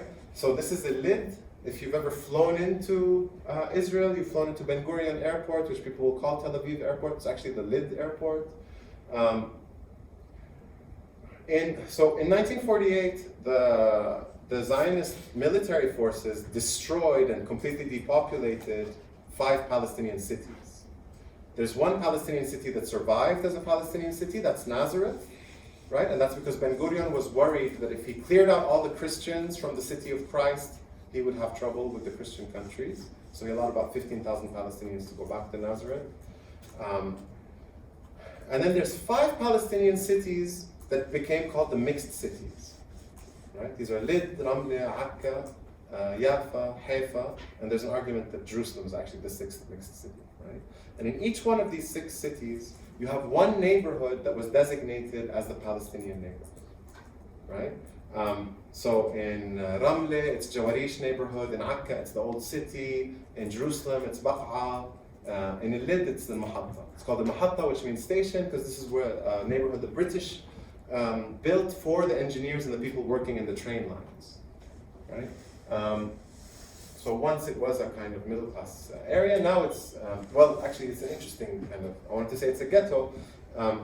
There's a really great documentary out there called Route 181. And there's an interview with someone from a Lid, and there's something that she says, she doesn't even realize what she's saying. So in each of these neighborhoods that became designated as the Palestinian area, this would be surrounded by barbed wire fence with checkpoints. You'd need military permit to come in and out under the military rule period. So imagine you're a Jewish refugee who's managed to make it to Palestine from somewhere like Warsaw or somewhere else in Poland, etc. And you come and you've moved into a Lid, and now you're seeing a neighborhood that's surrounded by barbed wire fence and there's military checkpoint allowing people in and out and checking their papers. What do you call that? You guys don't know World War II history so much. That's where the word ghetto becomes famous. Huh? Ghetto comes from Italian, from gettare, to throw. It used to be these old garbage dumps that were designated, and that's where the word ghetto comes from. In the 19th and 20th century, the ghetto becomes known as the kind of where Jews are allowed to live, right? So that kind of logic. In the 30s and World War II, the ghettos in many places, especially in Eastern Europe, become sites of intifadas, sites of Jewish uprisings against the Nazis. One of the most famous of these is the Warsaw Ghetto uprising, which you should look up and learn about.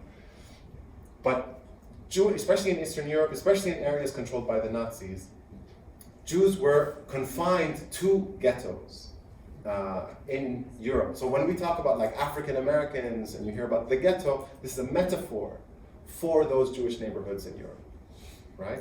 From the kind of institutionalization and systematization of anti-Semitism spatially in the space of the city. So imagine you're a Jewish refugee who's experienced the ghettos of Europe, and now you come and you see a barbed wire encircled area with the military controlling entry and access. Immediately it triggers the notion of the ghetto. And so they start to call it the ghetto, not positively, right? Because their experience of the ghetto was not positive.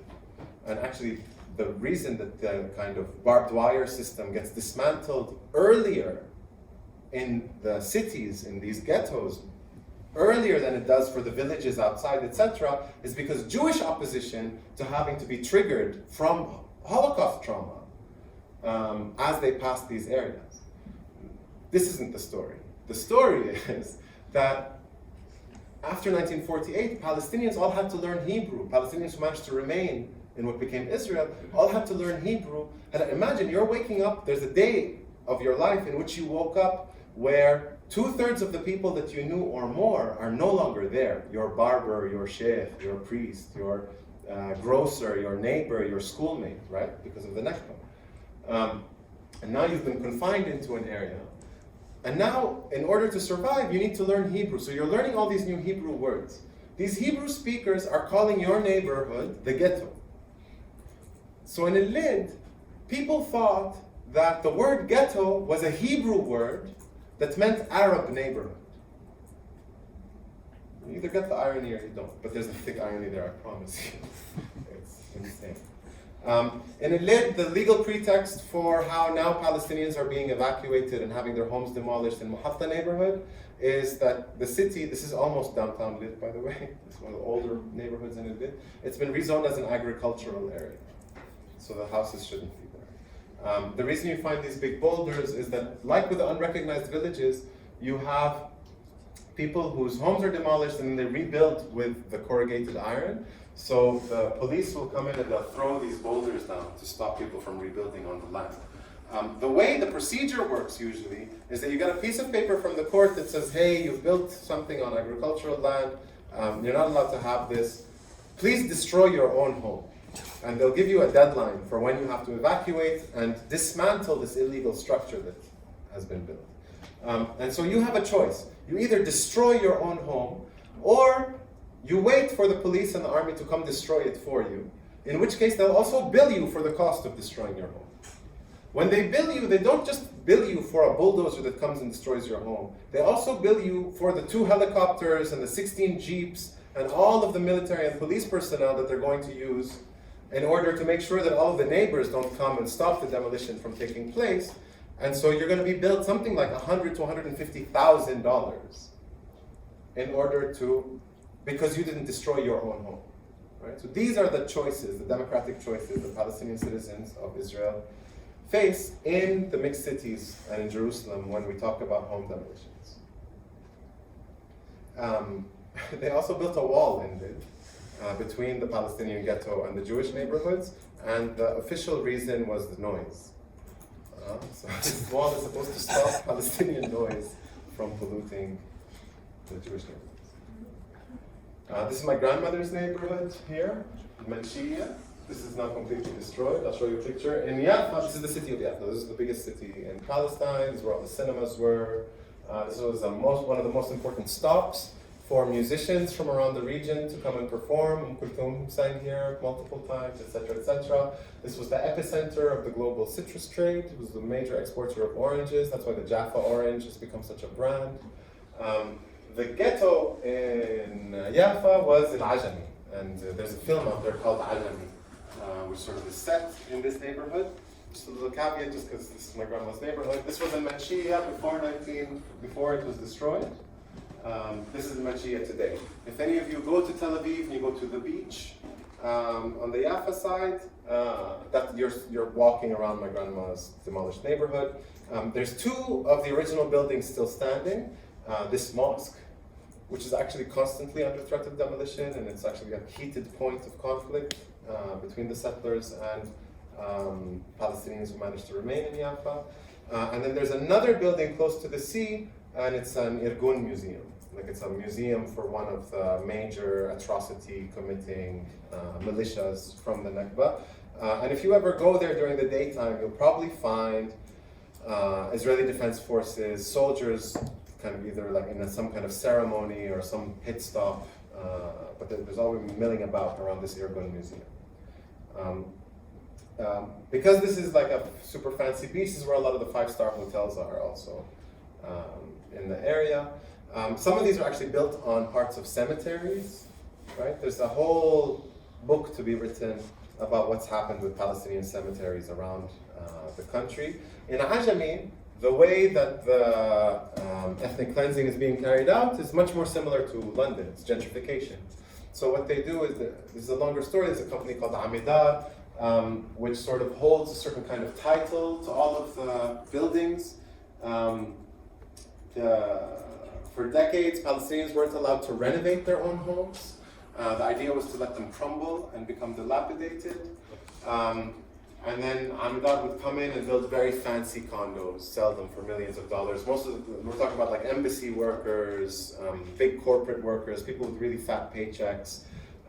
Wealthy folk from Paris and London and New York will come. We're talking like right on the sea also, right? You remember the map. Right? It's right on the Mediterranean. So this beautiful kind of real estate from a real estate developer's perspective.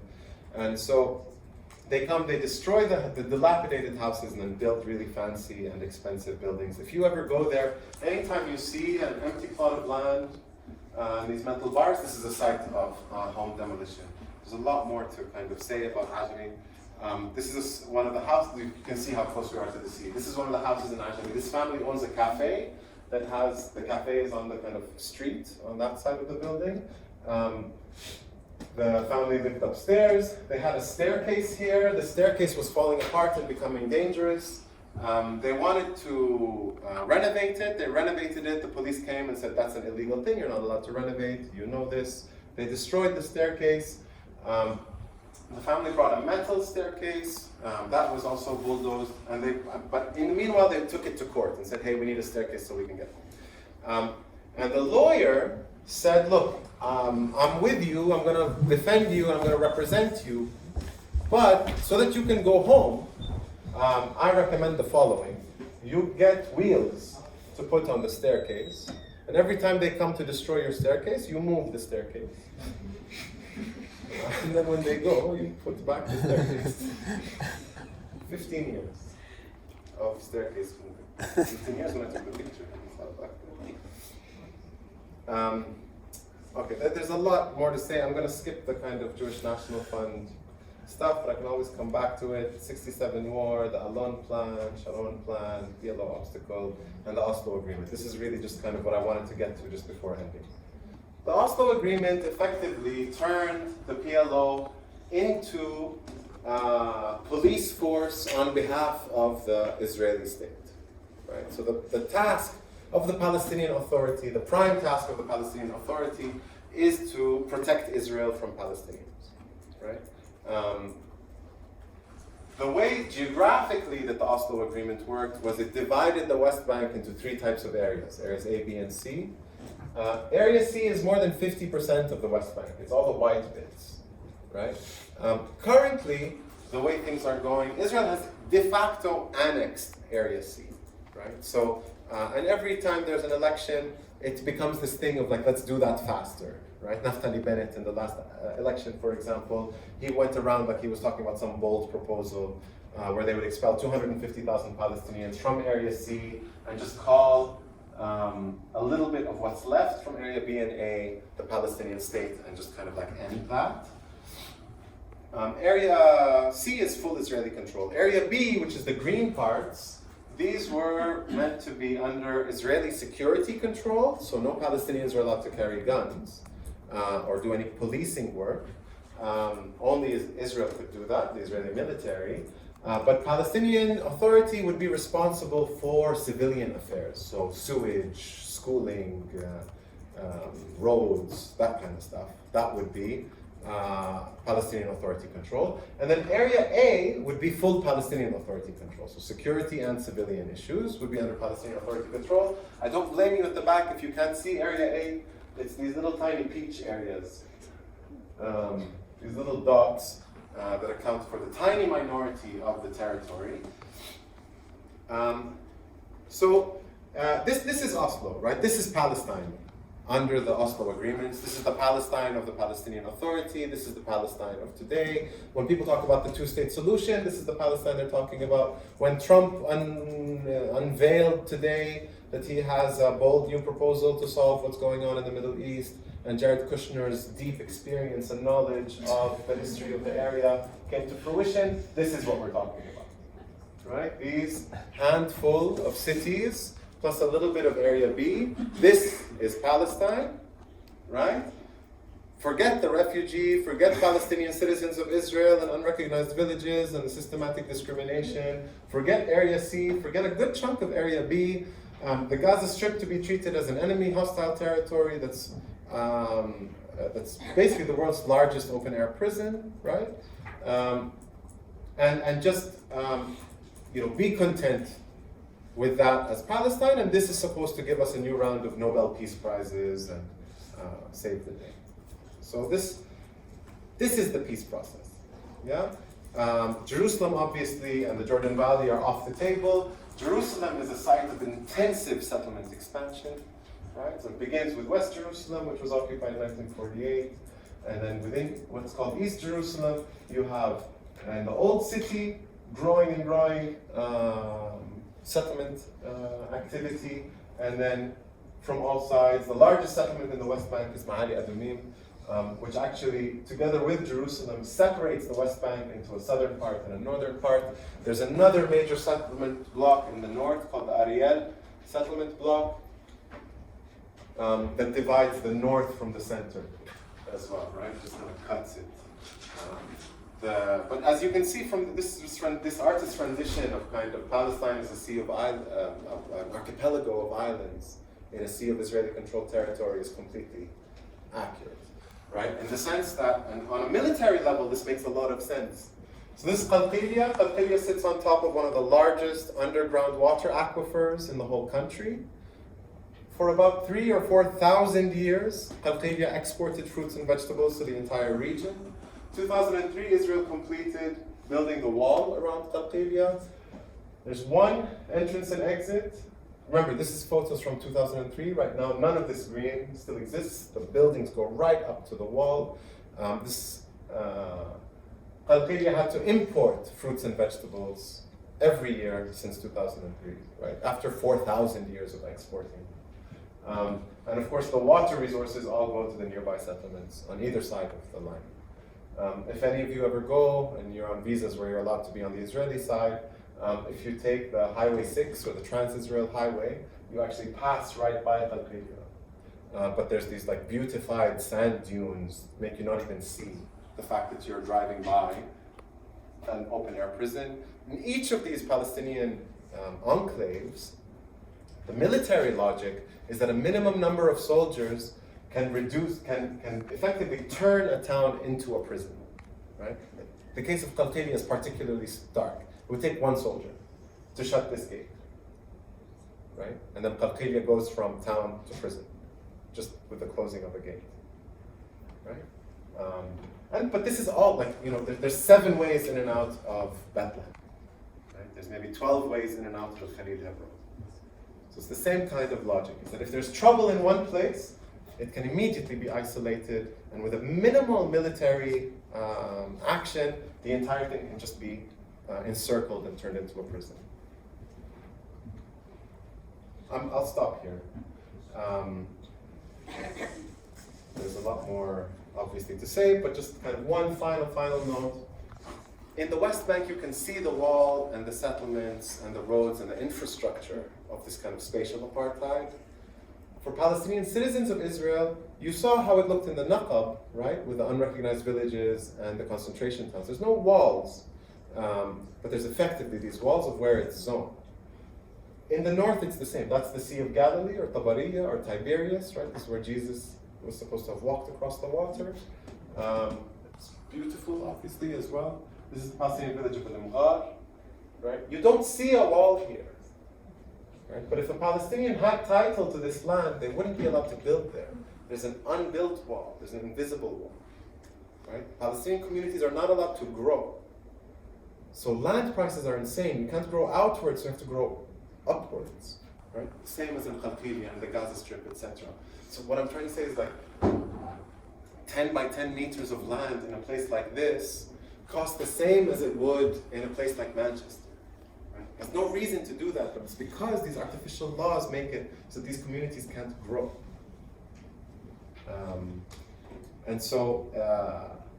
This is why I was arguing that the Naqab gives us a blueprint for how this works. Maximum land under exclusive Jewish control, minimum Palestinians on that land, but there's a reverse to that that's equally true. Maximum number of Palestinians on the minimum amount of land. The idea is to concentrate what's left of the Palestinian presence in Palestine into easily controllable, completely impoverished, completely untenable, unlivable spaces, right? And the Gaza Strip is the most obvious kind of instance of this. This, by the way, is Al-Fahim, So these are all Palestinian citizens of Israel. It's one of the largest Palestinian cities in Israel. This man saved up for 30 years to build a house for his family. He built a 2-story house. The police and the army would actually drive by and see him building it, and they would know. And then after he finished it, painted it, put in the fixtures and the furniture, and the family slept one night in the house, they came and demolished it. Right? And that's because there's an invisible wall. Yes, al-Fahim, fine, but you can't cross over. Even if he owns the land, you can't come out here and build. Right? You've crossed the wall. Might be invisible, but it's still there. Right? And then the world's largest open air, right? Fighting. And note, I've only said all these negative things and whatever. Of course, people are resilient and they fight, and the Great March of Return and BDS movements and all these things. But BDS and this stuff, time is maybe on our side outside of Palestine. Inside Palestine, Israel uses every day. Right? I used to live in Bethlehem. There's a village next to Bethlehem called El Walaje. And I would visit El Walaje every 6 to 8 weeks. And every time I went, the settlement, the fence is closer, the fence is closer, the fence is closer, right? They're just continually expanding and grabbing the land, grabbing the resources, grabbing the water, making life more and more miserable. It's not, it's, when Israel comes in with these airstrikes and there's blood and casualty and death toll, the media will report about it. And it's tragic, and it kills you, and it hurts you, and it burns you. But it's every day these things that don't get reported, of 1 meter here, and a dunum there, and a hectare here, and a family whose house is demolished there. This is every day, every day, every day, every day, right? And it's what Edward Said called colonialism, like a gradual colonialism. Colonialism by detail. Every day a little detail changing, right? So this is my understanding anyway of what's been happening in Palestine. I'm happy to listen to your questions. Have some time to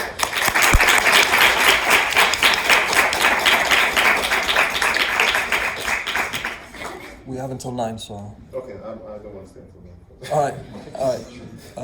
Not because of whatever. Everybody's getting a little bit sitting down for too long. But let's talk. Yeah.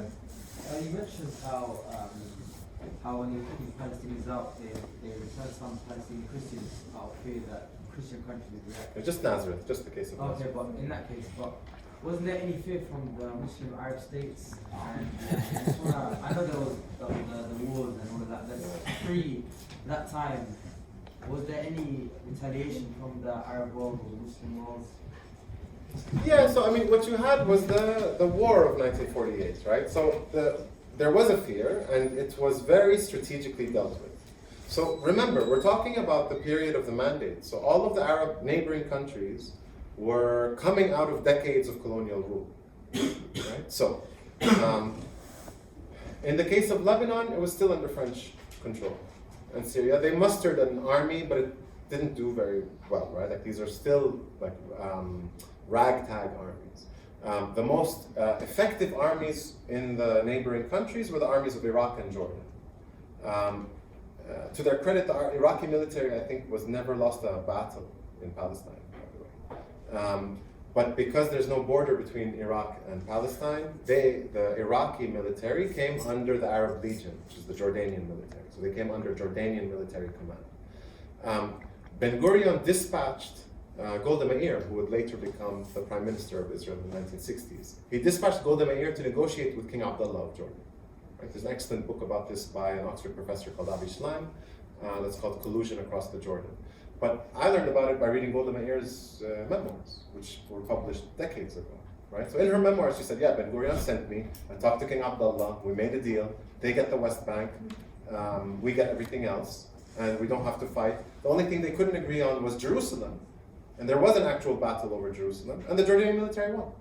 And that's why the old city of Jerusalem remained part of the East Jerusalem, right? The Egyptian military, they themselves, the soldiers, felt so betrayed by the leadership for sending them in ill-equipped, underprepared, with no plan, most of them got wiped out. There was a group that managed to survive after being besieged in what's called the Fallujah, the area of Fallujah, where Intel now has its big factory. Fallujah, Palestine, not Fallujah, Iraq. And they went back to Egypt. You know what they did? they formed something called the Free Officers Movement to get rid of the monarchy. So Jamal Abdel Nasser fought in Palestine and was so betrayed, felt so betrayed by the Egyptian leadership that they toppled the monarchy that had existed since 1807, 1808, right? So yeah, the Israelis knew that there was a risk of these neighboring Arab armies coming in, and they dealt with it. Right? And specifically, they knew that the biggest worry was going to be the Iraqi and Jordanian military, and they defeated them diplomatically. Let's essentially say if theoretically, hypothetically, that Jordan, they didn't have the talks, do you think they would have overcome the Israeli army? Do you think Jordan would have been able to? I don't know. This is a very difficult hypothetical, but it would have definitely been a different story, right? I mean, when we talk about one actual proper battle that was waged between the Iraqi and Jordanian army under Jordanian control, and that the Jordanians were successful. The thing is that strategically, I don't know if you guys know the topography of the country, but this is interesting for you to know also. You will talk about it usually in terms of the N shape of Israeli settlement. So you see, this is not an arbitrary shape. Yeah? These are the plains, these are the flatlands.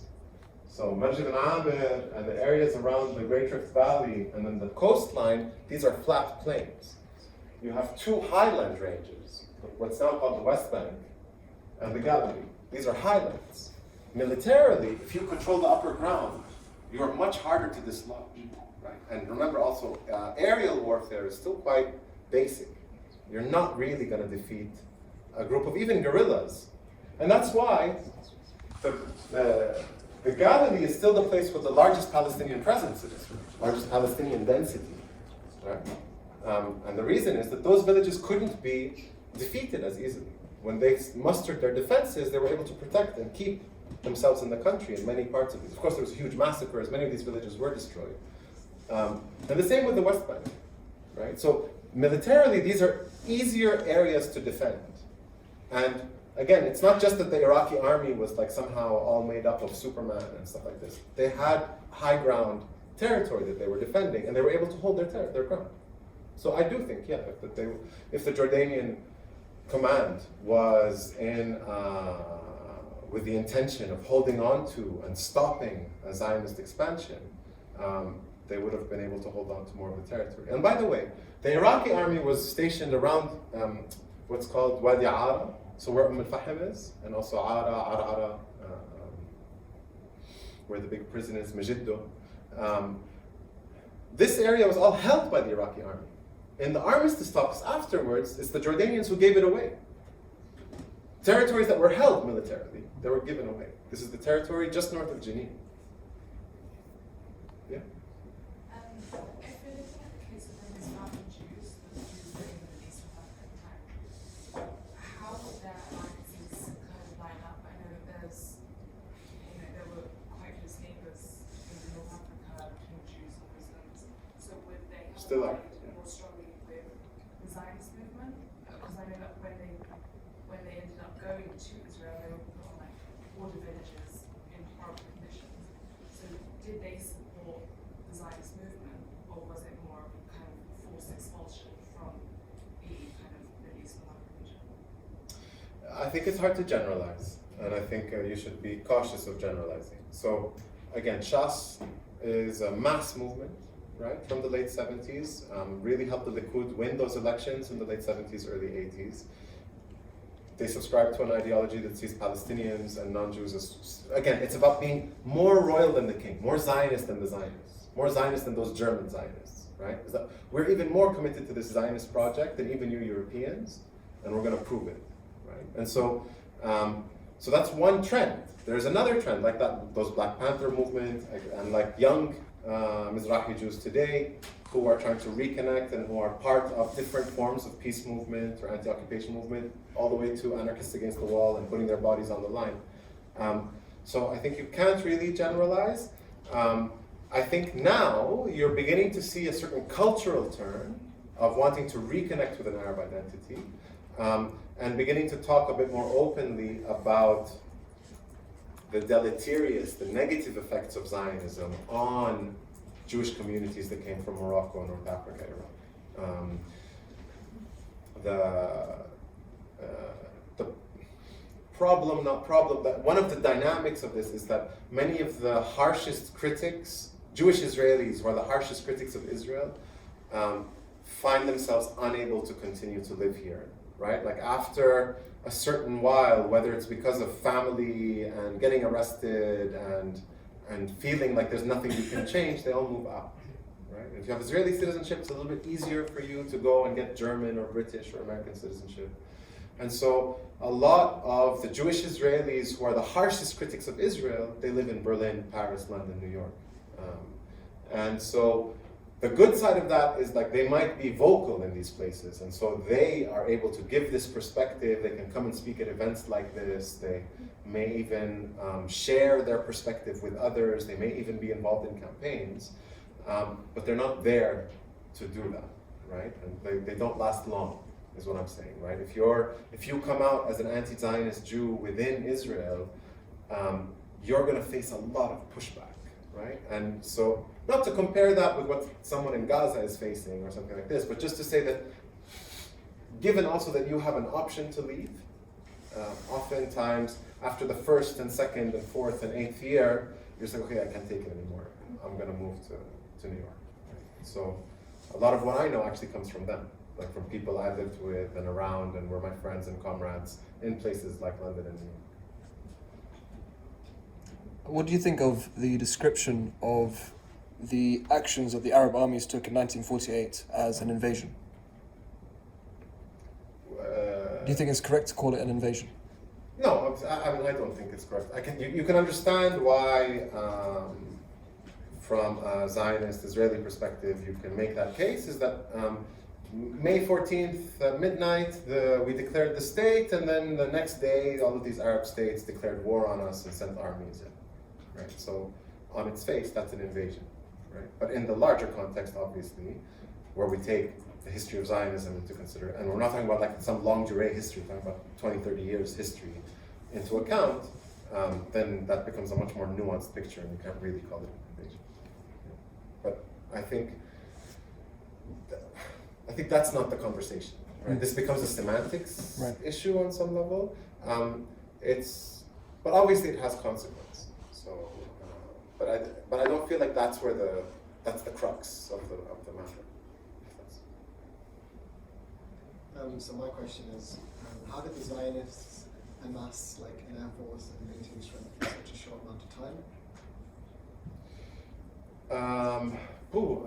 I mean, international support is the short answer, right? So you have these various arms deals that are signed. There's a Czech arms deal. I think France comes involved, especially later. I think they helped them with the Air Force. I'm not a military historian, so I don't really know the specifics of where they got what. But the short answer is obviously international support, right? And does anyone know which was the country that first recognized the State of Israel at the United Nations? Russia. Yeah, Soviet Union, right? Followed by the United States. So these are the big powers immediately come in and recognize Israel and foster it, and this kind of thing. So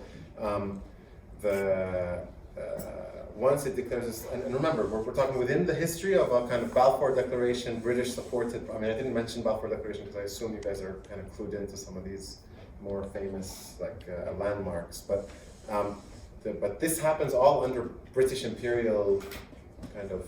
It's the British Empire that fosters the creation of Israel, right from World War I onwards. So the matter of acquiring arms and logistics and international support is one of the easier steps. How Palestinian nationalism combines with the idea of big Syria and the whole idea of a whole Arab state?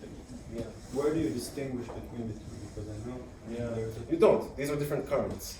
So you have like the kind of Greater Syria nationalism, which is actually kind of receded. There was a movement called the Syrian Socialist Nationalist Party, crypto-fascist party, that called for unification of Greater Syria. We don't consider ourselves Arabs. They included Cyprus. And they were inspired by the Munich Olympics in the 1930s. There's two very important Lebanese guys who go to the Munich Olympics and come back and establish crypto-fascist parties. One of them is the Phalange, So the Jmayil family in Lebanon that established the Kata'ib, the Phalange, who commit the Sabra and Shatila massacre, etc., etc., and are now they were the right wing in the Lebanese civil war. And then the other was Anton Saadeh, who established the Syrian Socialist Nationalist Party, who was executed by the French, and it was someone from his party who actually assassinated Bashir Jmayil. Pan-Arabism is something that Palestinians have historically been overrepresented in demanding. A feeling of Arab identity, a feeling that we can't do it on our own, and so a pan-Arab front is the only way that we're ever going to be able to kind of surmount this. But also a rejection of the borders, right? So to think about it as Palestine is a new idea, in a way. Like, historically, this is, first of all, borders are new things, right? These are modern phenomenon. You can't really police a border without modern infrastructure. You have boundaries, right? So empires have kind of frontiers, not borders. If you think of the Austro-Hungarian Empire, like into the 20th century, Austro-Hungarian Empire, Italy, Germany, etc. These are frontiers, not really like fenced-off borders. And so, and you think of those old British imperial maps, for example. Those lines they're not hard and fast lines, they're zones. So to think of Palestine as a kind of bordered area is a 20th century phenomenon. People are from all over, right? People move a lot. Like I was saying about, like, if you look at Palestinian society and you go back 4 generations, you're gonna have people who've moved in and out from many different places. So the connection is felt regionally, not nation specific, not this map specifically. It's 1948 that creates this map, right? I mean, it's Balfour, British Mandate, etc. But it's 1948 that gives us this shape to an idea of Palestine. I was with my friend yesterday, and her father is from a village that's like right here, and they're a Bedouin village. Had they settled literally 300 meters east, when they settled, like a couple of decades before the Nakba, they would have been considered Jordanian, right? So this is kind of part of what we're talking about. Is like these borders are hyper modern, and so an idea of a regional identity makes much more sense if you look at the history of the region, because it's Islamic polities. Like there is no nation state history in that way anywhere, but also. So in terms of the 1973 October War, if you're looking at the motivations behind each nation's involvement, If you're looking at what, sorry? If you're looking at the kind of motivations behind each nation getting involved in wars like Yeah. Syria. Would you understand their motivations to be more selfishly motivated? If you're looking at like Syria trying to reclaim Golan Heights and Egypt with the Sinai Province, is that more of a selfish motivation, or is that true transnational loyalties to Palestine? No, the first, selfish, nation-state logic, purely. I don't think Sadat thought he could win that war. I think what he wanted to do was just improve his negotiating position. I think that's been pretty well established in terms of historiography. I think on the Syrian side, there might have been more of an idea that we're going to be able to liberate Palestine militarily. But even then, I think the primacy was given to a reclamation of the Golan Heights. But if it was just about the Golan Heights, they wouldn't have crossed over further. Right? And they did cross over further. So. North Africa, they wouldn't have much to gain from this. Like Tunisia, Morocco, Algeria. Morocco, Libya, Yeah. like Algeria, they wouldn't have much to gain from this war. Like while Egypt and Syria would have. Because they had lost territory to Israel, yeah. Yeah. So would then their motivations be more purely motivated, or is that more of a? I mean, I would just disagree with the categories. I don't understand what pure motivation is. Like on a popular level, it's closer to what you're calling pure. But a feeling of solidarity and a feeling that this is my struggle, right? So if you go to Algeria, even today, Tunisia, even today, even parts of the Gulf, even today, people don't talk about Palestine as a Palestinian issue. They talk about it as a personal issue, even in parts of the Muslim world, etc. They see it as their own issue, and this is historically the case, and it's something that there's legitimacy to it, because there's no question that Israel has been a spearhead of imperialism in the region. There's no question that Israel has been a hub of exporting weapons and repression technologies to some of the most cruel regimes in the world. Continues to do, right? Like the growth industries for Israel are things like border control, biometrics, the weapons industry, blood diamonds, right? It's not this positive impact on the world. And if you look at who are Israel's allies historically, it's the South African apartheid regime, it's the Zimbabwean apartheid regime, it's the United States imperial regime, it's the British Empire, it's right? So there's a global recognition, whether in Latin America or Tunisia or Pakistan or West Papua, that Palestine stands in for this global struggle against empire, neoliberal capitalism, state repression, this kind of thing, right? Is it true? Is it not? If Israel falls, does global empire fall? No. But what it takes on the level of meaning and symbolism is very real, right? And so that's why if you go to Ireland right now, right, you'll see Palestinian flags waved by Catholics and Israeli flags waved by Protestants, right? And there's an affinity there. The Catholics identify with, or the Republicans, predominantly Catholic, will identify with Palestinians as people who have faced settler colonialism and have fought it, etc. You can ask them, they'll tell you this is Palestine, but do they know any of what I just said? Not necessarily, right? It's more what it holds as a kind of bearer of meaning and symbolism. If you want to think about Pan-Arabism and Arab nationalism, what is the content of Arab nationalism? What is the meaning of it, right? It's Palestine, right? Like this is the thing that holds it all together is the kind of the story of Palestine. So it becomes very meaningful for people.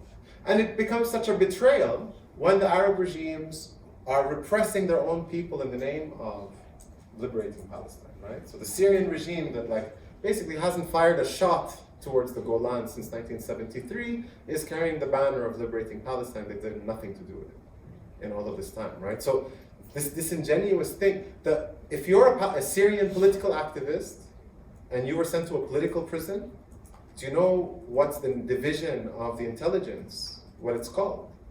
It's called Firaq Palestine.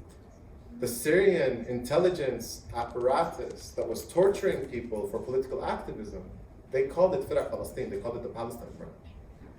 Quite in your face, right? So this has been the experience of a lot of Arabs with Palestine, of their states being like, yeah, your life is terrible, but we're going to liberate Palestine. For 70 years, we're going to be liberating Palestine. We haven't liberated anything. I guess you got this question before. What do you think is the best way forward? What do I think is the best way forward? It's not an easy question. We have a lot going against us right now, right? I think the best way forward is for us to internationalize the struggle, right? And what that means before educating people about Palestine is that we educate ourselves on the struggles that are around us right now, right? Whether it's gentrification, racism, the rise of fascism is a global phenomenon, and Israel is just one very important hub in that, right? Whether it's Sisi or Modi or Mohammed bin Salman or Trump or Johnson, etc., we have a shift back to what it looked like in the 1930s, and we all need to stand together to fight this, right? And step one is to educate yourselves on what this means here where you live, wherever it is that you end up living if you're going to move from here. Understand what those social struggles are and participate in those struggles, right?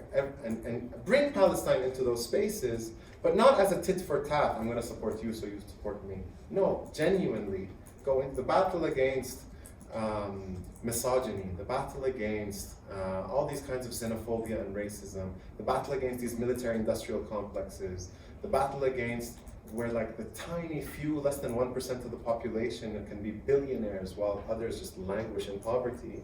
It's all connected struggles, right? Learn those connections, learn about these other struggles, and bring Palestine into them. Find the connections with Palestine. You'll see, the thing is, Israel makes it really easy, right? Wherever something really nasty is happening, there's a really good chance that there's an Israeli company or the Israeli state or former Israeli Mossad agents are involved in some kind of consultation for it or even implementation of it, right? So and I've found this over and over and over again as we've researched things for BDS campaigns and things like this, is that some major gentrification issue that you think is going to have nothing to do with it, turns out there's an Israeli company involved. Or, there's a huge repression of protests in Greece, the tear gas they're using, they're importing it from Israel. Or, wherever you go, you'll find, even here, right? Like they wanted to take down the Corbyn campaign, and that stuff was orchestrated. I mean, we have it on video effectively. It's orchestrated out of the Israeli embassy. Do you guys see the lobby? Right? It's on video. It's amazing. And like that something can be on video and yet, like still public discourse is about anti-Semitism in the Labour Party. So even here, this issue was tied to an Israeli embassy to helped sort of facilitate intervention into British politics to defame, one of three major political parties. So get involved in things, right? Get involved. Look at your campus. Who are the big kind of baddie corporations that are kind of taking over education and changing priorities in education? And you'll find that there's either Israeli military companies or other kinds of Israeli companies that are involved, and make those connections, right? One of the most successful BDS campaigns that I think was really brilliant was against a guy called Lev Levayev. Lev Levayev made his money and set up a company called Africa Israel. He made his money off blood diamonds. And in New York, he had this major kind of real estate venture that was really heavily involved in gentrification and some of the ugliest forms of gentrification. And so the campaign actually connected diamond workers in Southern Africa with communities affected by gentrification in New York and the Israeli diamond industry in this kind of transnational movement that connected all of these struggles. And they were connected by the fact that like this one billionaire was actually the reason for the suffering of so many people in these different ways, in different places. Right? You'll find these connections. So I think it's about reclaiming internationalism. Right now, the whole world is turning into these xenophobic, a return to this idea of this Brexity, like England for the English, France for the French. We don't want these foreigners. Who are these people with different colored skin and features and whatever? And note, they're all using Israel as the model, right? So if you go back to the Trump campaign or the early years of the Trump, and you go to those ultra right-wingers who we're talking about that became called the identitarians, right? That basically white supremacists, the new form of white supremacy in the United States.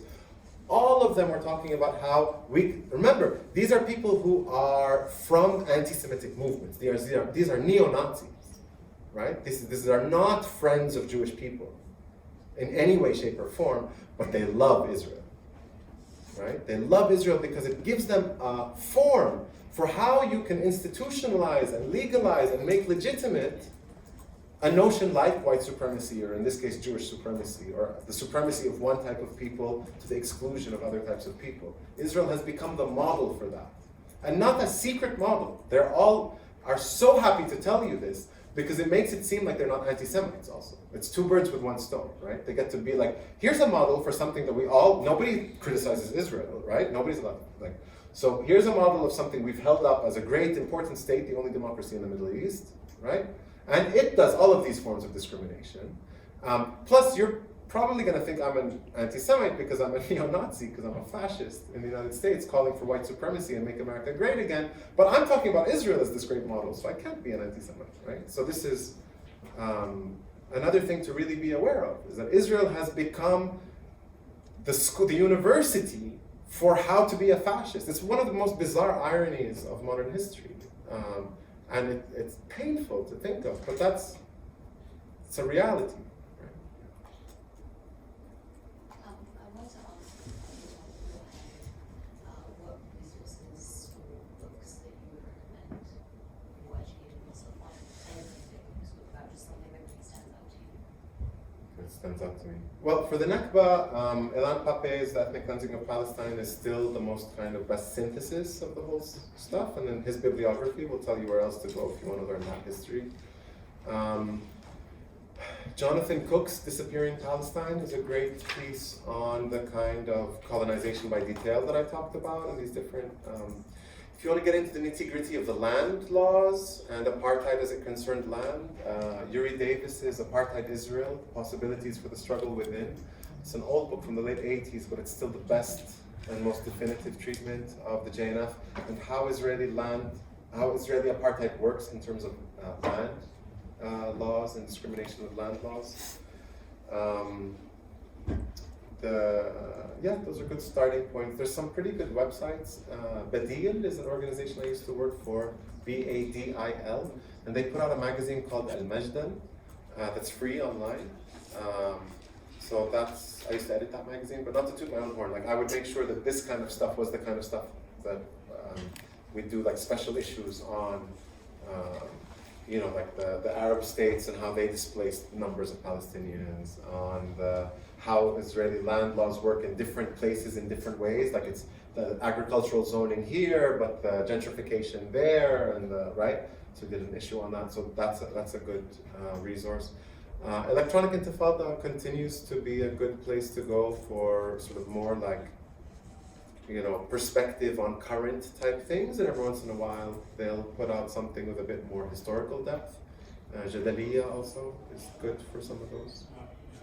All good? All right. Well, thank you everyone for your time.